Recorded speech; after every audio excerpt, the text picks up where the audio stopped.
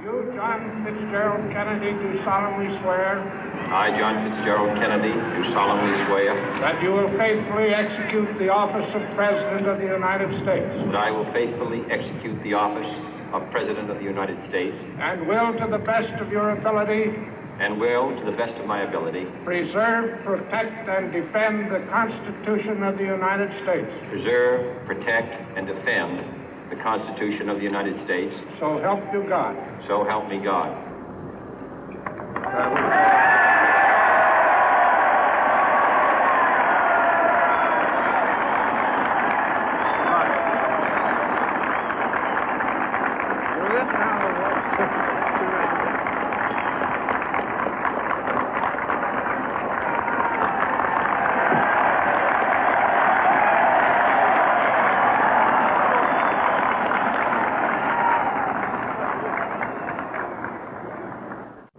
Vice President Johnson, Mr. Speaker, Mr. Chief Justice, President Eisenhower, Vice President Nixon, President Truman, Reverend clergy, fellow citizens.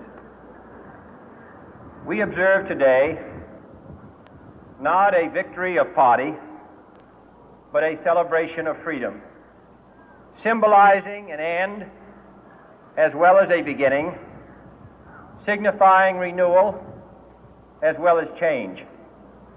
For I have sworn before you and Almighty God the same solemn oath our forebears prescribed nearly a century and 3/4 ago. The world is very different now, for man holds in his mortal hands the power to abolish all forms of human poverty and all forms of human life. And yet the same revolutionary beliefs for which our forebears fought are still at issue around the globe. The belief that the rights of man come not from the generosity of the state, but from the hand of God. We dare not forget today that we are the heirs of that first revolution. Let the word go forth from this time and place to friend and foe alike that the torch has been passed to a new generation of Americans born in this century, tempered by war, disciplined by a hard and bitter peace, proud of our ancient heritage, and unwilling to witness or permit the slow undoing of those human rights to which this nation has always been committed and to which we are committed today at home and around the world.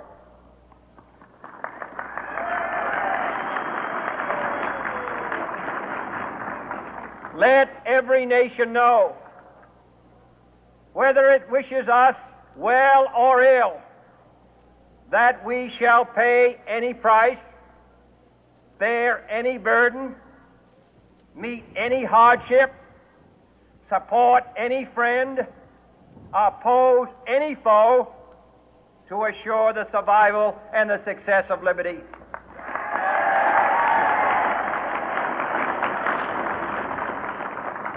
This much we pledge and more. To those old allies whose cultural and spiritual origins we share, we pledge the loyalty of faithful friends. United, there is little we cannot do in a host of cooperative ventures. Divided, there is little we can do, for we dare not meet a powerful challenge at odds and split asunder. To those new states whom we welcome to the ranks of the free, we pledge our word that one form of colonial control shall not have passed away, merely to be replaced by a far more iron tyranny. We shall not always expect to find them supporting our view, but we shall always hope to find them strongly supporting their own freedom, and to remember that in the past, those who foolishly sought power by riding the back of the tiger ended up inside.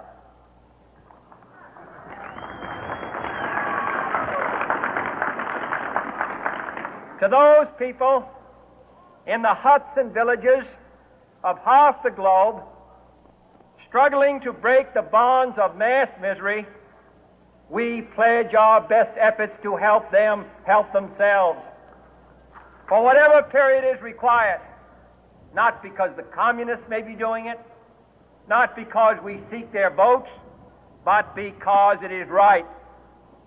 If a free society cannot help the many who are poor, it cannot save the few who are rich.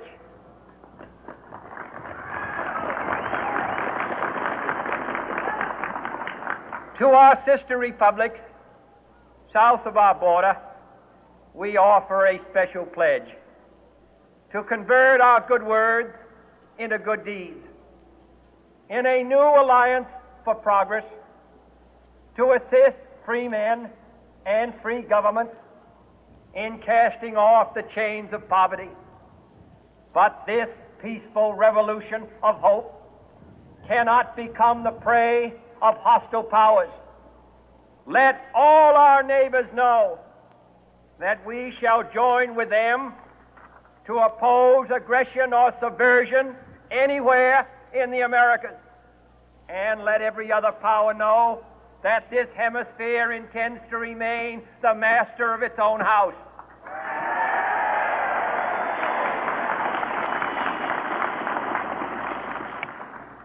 To that World Assembly of Sovereign States, the United Nations, our last best hope, in an age where the instruments of war have far outpaced the instruments of peace, we renew our pledge of support to prevent it from becoming merely a forum for invective, to strengthen its shield of the new and the weak, and to enlarge the area in which its writ may run. Finally, to those nations who would make themselves our adversary, we offer not a pledge, but a request that both sides begin anew the quest for peace. Before the dark powers of destruction, unleashed by science, engulf all humanity in planned or accidental self-destruction, we dare not tempt them with weakness, for only when our arms are sufficient beyond doubt can we be certain beyond doubt that they will never be employed.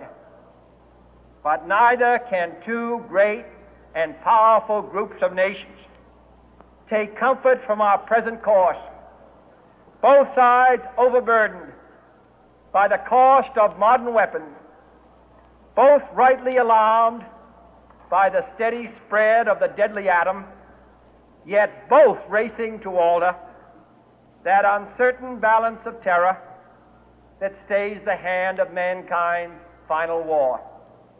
So let us begin anew, remembering on both sides that civility is not a sign of weakness, and sincerity is always subject to proof. Let us never negotiate out of fear, but let us never fear to negotiate.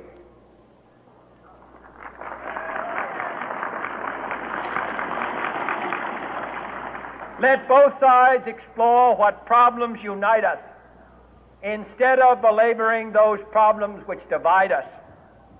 Let both sides, for the first time, formulate serious and precise proposals for the inspection and control of arms, and bring the absolute power to destroy other nations under the absolute control of all nations.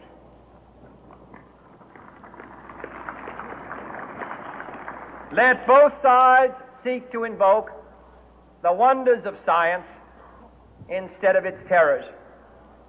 Together, let us explore the stars, conquer the deserts, eradicate disease, tap the ocean depth, and encourage the arts and commerce. Let both sides unite to heed in all corners of the earth the command of Isaiah to undo the heavy burden and let the oppressed go free.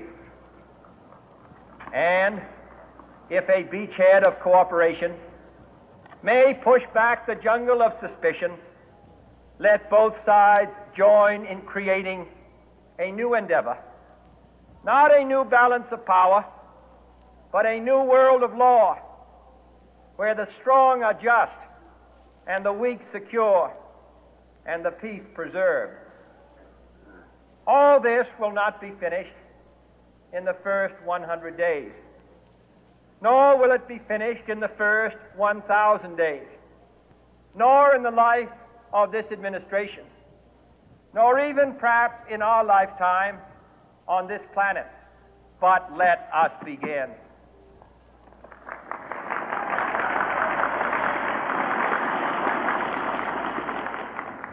In your hands, my fellow citizens, more than mine, will rest the final success or failure of our course.